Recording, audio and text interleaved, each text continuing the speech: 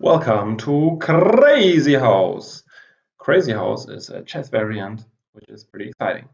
In Crazyhouse, whenever you capture a piece, you can later on reinsert that piece under your control. So whenever it's your turn to move, you can decide whether you make a normal move, which is according to the standard chess rules, or whether you insert one of the pieces that you have captured beforehand. So if this sounds abstract to you, I will explain you a lot of the things that you need to know about Crazyhouse in this video. The video is going to be split into 3 parts. In the first part, I'm going to analyze a game which I played yesterday on Lichess against the chess user catask or catask. In the second part, I will show you some of the games which I tried to record live when playing against the same user. So we played in total 6 games against each other, and he won 5-1 against me. And in the third part, I will show you a video between 2 absolute stars of the game, Opperwezen and JannLee. Well, so let's take a look at the game first. And as I said, this is a game against catask, and I was white. So I opened the game with a move e4, and he answered with a move which is pretty standard for Crazyhouse, which is the move knight to f6. Yeah, I have to defend the pawn, so I could also go e5. This is a different line, but I defended the pawn by just going knight to c3. And he answered this with a move knight to c6. And so I went for knight f3, expecting to transpose to some normal positions. For instance, the Italian is an opening which is played pretty often in Crazyhouse. But he also has another option here, which is much more sharp, which is the move d5. So he instead went for the move d5. And I took on d5, he took back. Now the most standard move in the position is bishop c4. For instance, after bishop c4, black can go e6, and white could, for instance, castle, and then we reach a normal position for Crazyhouse. Instead, I went for the move bishop to b5, pinning the knight, and this might already be a mistake, but I was not 100% aware why. So I thought if I can play against such a strong player like catask, maybe he can show me why this move is not so great. And he went for the move pawn drop to h3. So here you can already see that on the right-hand side you see the pawns, and now he dropped his pawn. So before you saw it on the screen, and now he dropped the pawn from here to the square h3 instead of making a normal move. Now, the most obvious move would be to take on h3, but maybe that's not such a great idea. I don't know, because after takes, he might already go knight g2 check, followed by bishop takes h3, and black seems to have a commanding attack. Thus, after the pawn drop on h3, I thought for a bit, and then I saw some plan which I thought to be quite interesting, which is the move knight to e5. I'm trying to make use of the pin to his knight, and now let's see how he replied. He replied actually with the correct move, which is the move h takes g2. Again, he gets no one pawn in hand here, but it's my turn, and I just go rook g1. So this is a pretty standard motive in Crazyhouse, that when the opponent attacks you with h3, that you let him take on g2 and then go rook to g1. Yeah, now he took on c3, which is also the correct move. And now I played a move which is very speculative, probably even just bad, but which I wanted to try. So the more normal move would be something like b takes c, but I think then after queen d5, black should be just better. So after knight c3, I suddenly got very excited, and I thought I will go for queen f3. So queen f3 poses a double threat. First of all, I threatened to give him mate on f7, but I also threatened to take on c6, so that he has to parry all of these threats at the same time. And here is where he went wrong. So I think he should have gone queen d5, which parries both threats at the same time. And for instance, the line could go on like takes here, knight to c6. And the computer gives now some weird lines like either queen e6 first or knight f3 check. and the computer gives this as better for black. But in a regular game, you would have to play on, and it's not as easy. So I think Queen F3 is something that I could repeat in a later game, because finding this line with Queen D5 and then the right drop is not so easy in a real game. He played the most crucial mistake of the game, which is to drop the knight on F6. Now I started my attack, and the attack is pretty straightforward. I can just take, and I can take on C6. I think here he now made another mistake. Probably should have dropped a pawn on D7, but yeah, maybe this would have run into the same thing. So maybe this move, bishop D7, is not so bad. But yeah, in any case, I can have now this very strong move with a pawn drop on E6. Very beautiful. The thing is, if he takes on C6, I can give him a mate. And if he takes on E6, I still have a pawn in hand, so I can drop the pawn and give a mate. So in Crazyhouse, it's even allowed to drop a piece and to give mate with this. Okay, so after E6, he realized probably already that he was lost, and he went for some move which at least protects the F7 square, which is most crucial in the position. So he went for the move by dropping a bishop on H5. Yeah, but now I can just simply take on D7 twice, and he just doesn't have enough material.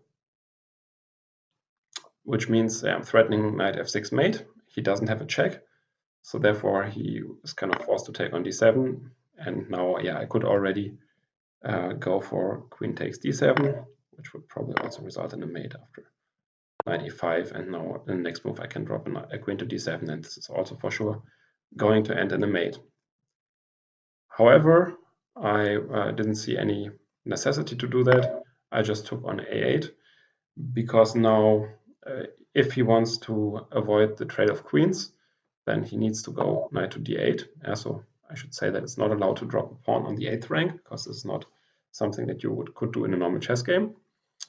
But yeah, after dropping the knight to D8, still he has no real attack on me. So the only check he has in this position is queen E6, to which I can always reply by dropping, for instance, a pawn on E3.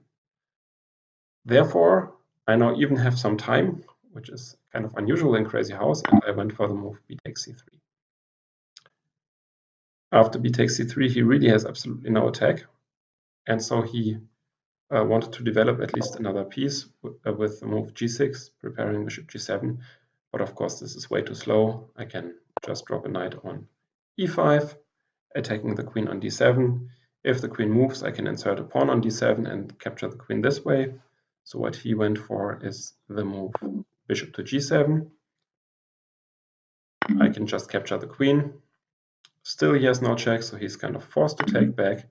But now after knight to c5 check, either the king runs into the open, but the checkmate will come momentarily, or as in the game, the king runs back, but it's the same story. I just drop my queen on d7, king f8, and queen takes d8, followed by checkmate. So you could still drop a knight to e8, but then of course it's checkmate in the next move.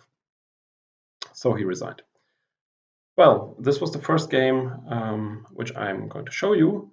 Now I will show you the games which I recorded and tried to banter during the games. When I played this game, I wanted to at least win one game, so I didn't banter in that one. But for the other ones, you can take a look right now how I fared when I tried to banter against the user catask. Today I play first round against a guy called Catask. Seemingly very strong Crazyhouse player. I haven't played for a long time. And I'm gonna record it. So let's see. Yeah, that's some normal stuff. And yeah, let me go h4, h5. Some old line, which I like to play back in the days. Of course, I have to oblige. If he goes knight g4, can still go knight d1. I think it's probably best. he might now be able to take.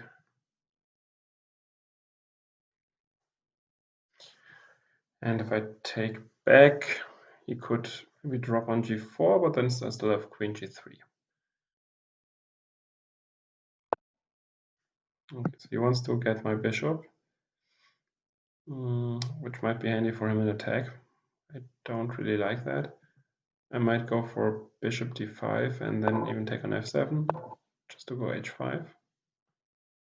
It's a bit risky, but I think I'm just going to go for that. With the idea to play g6, and now at least his knight on a5 is completely out of play. But I expect him to drop something. Okay, so he just ignores me, and if I go g6, yeah, I will still go g6, because if he goes h6, he has forever this problem that I might win by dropping a pawn on f7 and then capturing any major piece. So I feel I'm not doing too badly here. I will just go bishop e3 to try to exchange some pieces, because I think in principle, once I manage to exchange some pieces, I might be better. That's not really a big issue here. So I could now take on e5 and go, yeah, but that's not early. I will just go b4 and collect the knight, and then I have at least a knight to help me with the attack. I will just take, and I think I'm gonna go knight to f7, let's say, and I take like this. And now it gets a bit complex, but I don't have a clear entrance point, which is the main problem. So I'm just gonna play rook f5 with the idea of going knight g5 next, then taking here. I'm not sure if this is a good idea or not. Probably not. I'm gonna run. Maybe I'm even going to take back with the. It's okay. So now he doesn't have a direct attack, because e2 I can just take, and I think, yeah, but he has e2 and then bishop g4. It's a bit annoying. So I'm moving between now, bishop g4, but then I can just go f3. I can insert an f3, and okay, so now he starts running, which, oh no, oh my god, this was really bad. This was really, really bad. Oh, I'm going to be busted.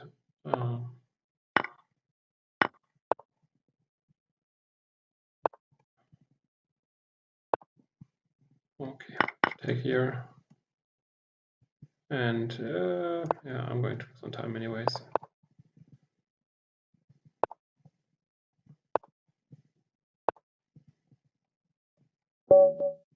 Okay, so it's as it is. Can't really do much about this. Yeah, I assume I can just drop on e6. Oh no, this is of course stronger. I might still drop on e6, but I think no, I'm just going to take here and go bishop a4. At some point we might be able to make use of that by dropping oh no, this is actually not so easy. So I'm going to go e5 and d6. He wants to castle. I think he's just going to take on d6 and he's going to castle, because this is very risky, I think, for him if he allows me to take here, which I might not even do.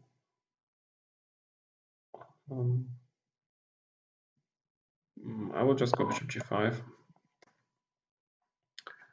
and I think this is very risky for him what he does here, because even if he now drops on h6, well, this is even more risky. I think he now allowed me to insert here,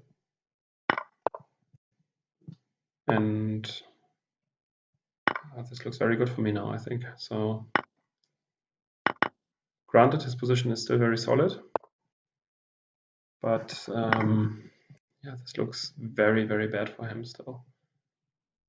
So I should think about maybe playing d7 check to disrupt his coordination a little bit. And now after queen d5 takes, I have different options. If I take on d7, unluckily I don't have a check with a knight, which would then just end the game, but I will just go queen e4 check and now go for some check with the knight at the right point in time. Maybe I can just go back and annoy him a little bit, because he doesn't have that much material. He will drop another pawn, but then afterwards he's done with dropping things. And I can actually start taking. Okay, now I have to play quickly because he's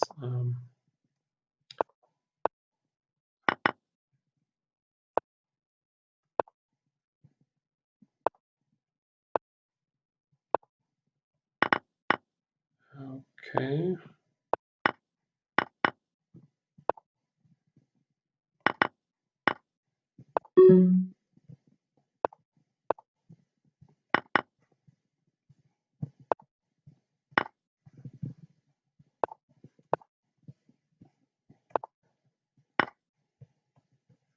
I'm too slow.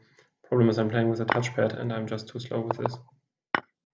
There's no way I'm going to be able to handle this. Yeah, I'm just too slow. Same person again, whom I have played already multiple rounds. But yeah, what to do? So yeah, I already have a very bad position. This is a very, very strong player. He takes, I take back, and he goes 95. I think now I have to go here and see if I can run. At least I have to check now. I think he missed that, most likely. And now I should finish my development. Oh, I can't castle anymore. So if this is not an option, yeah, I don't really want to take here. And I should try to open up his king somehow. So I'm going to go knight h4, but now this runs into queen h5. But now I'm still going to go knight h4. And then after queen h5, I'm just going to protect like this. Because now I'm capturing the pawn. And I'm going to insert the pawn on h3, which creates a lot of pressure on him. It might be one move too late. No. This was actually very bad, but he didn't see it. So I should go. It's always tricky to know where the king should go. Now I run into knight f6 check, of course, or knight b6 check for that matter. But this is nice because he wants queen c7 check, so I can't really stop this anyway. So I'm just going to run and hope for the best.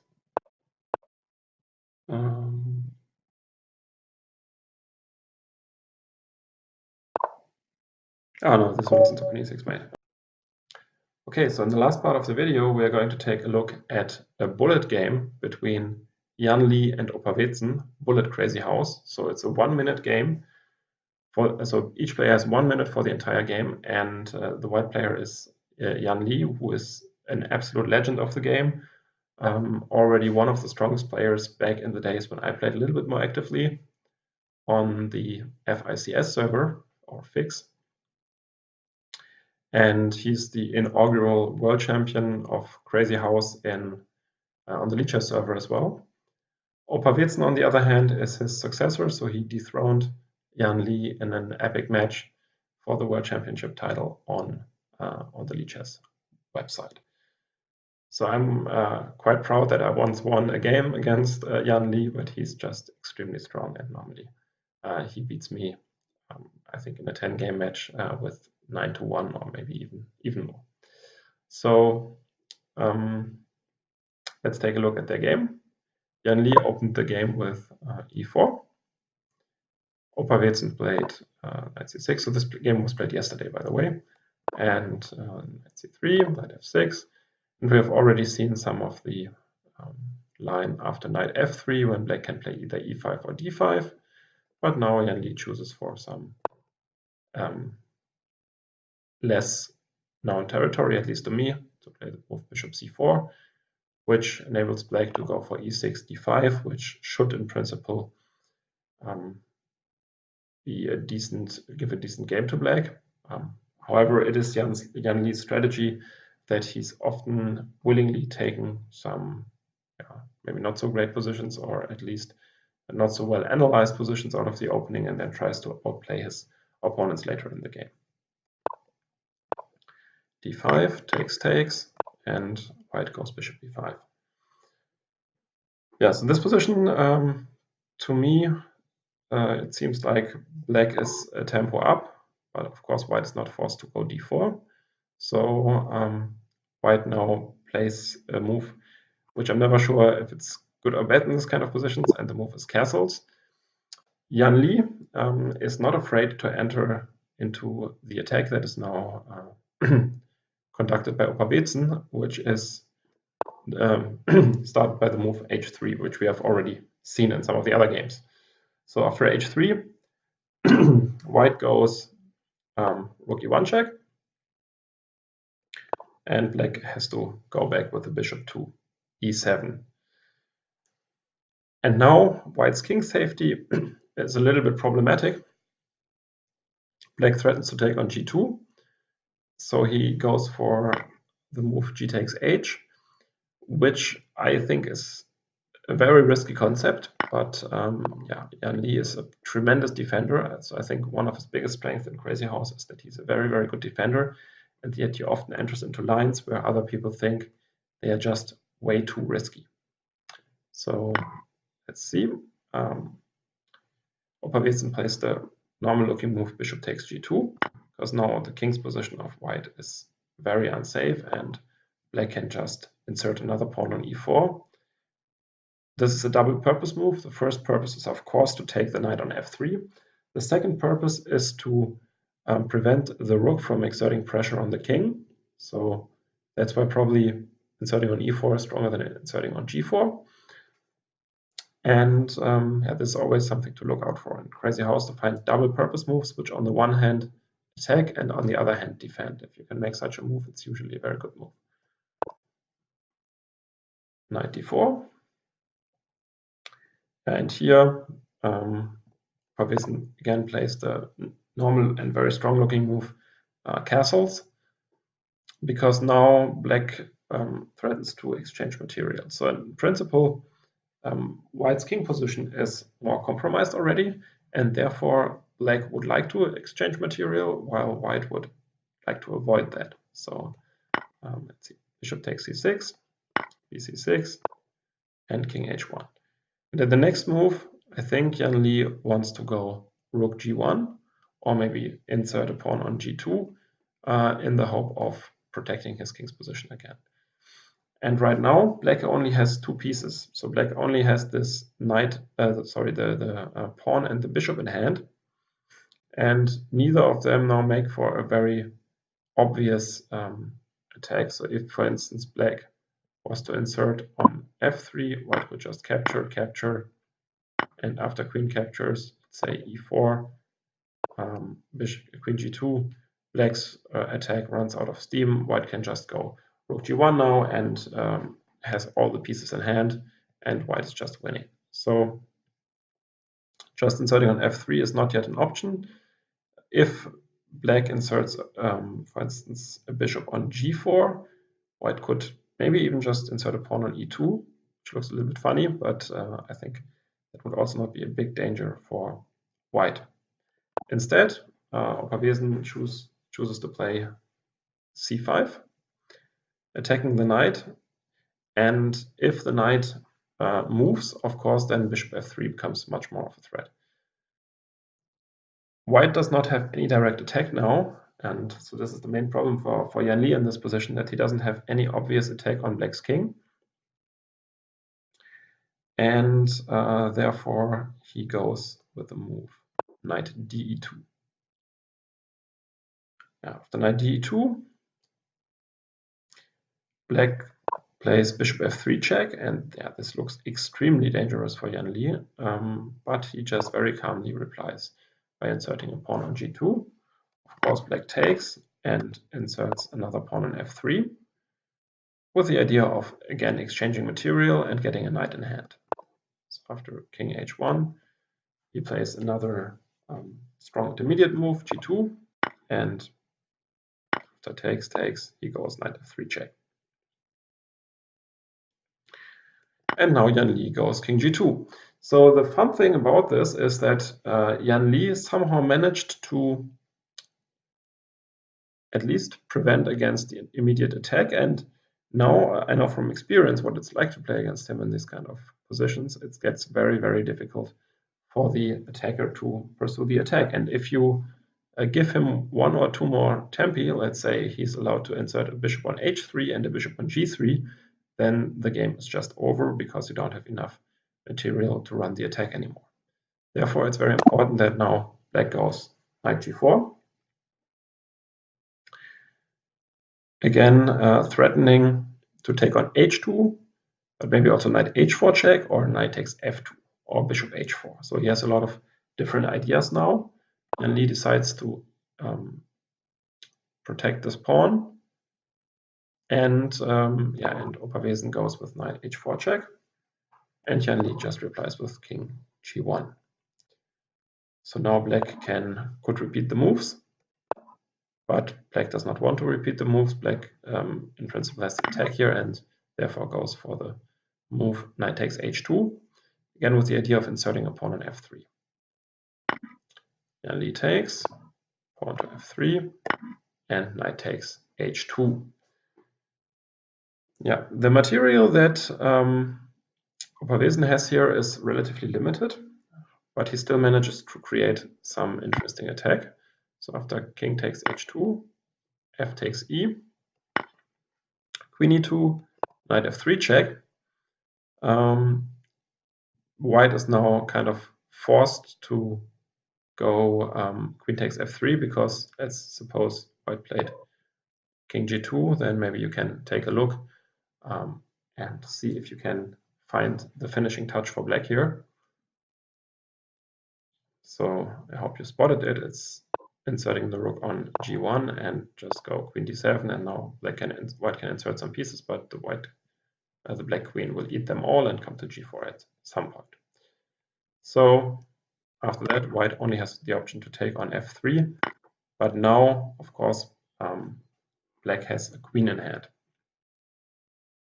So the obvious threat is to go queen to g2, and therefore white has to prevent this, and I think almost only move here is to go bishop h3, bishop d6 check, and now white has to insert a pawn on g3, and black goes queen to h4.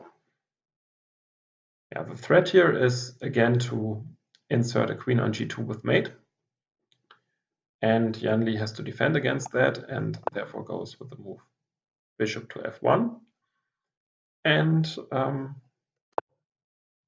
Opperwezen chooses to go rook to g2. And now you can see that JannLee has to take the rook, because otherwise it's mate in 1. And after this, now black again threatens to insert a queen on h1.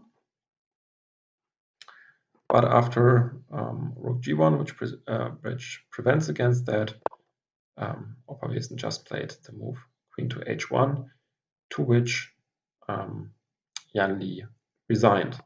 So let's take a look what happens after rook 2 takes h1. Yeah, now black would just go queen, takes, and yeah, I mean if white goes king to f1, it's a simple mate on to g1 is a simple mate on f1, and if white inserts a queen here, you can go, for instance, like this, and mate on f1.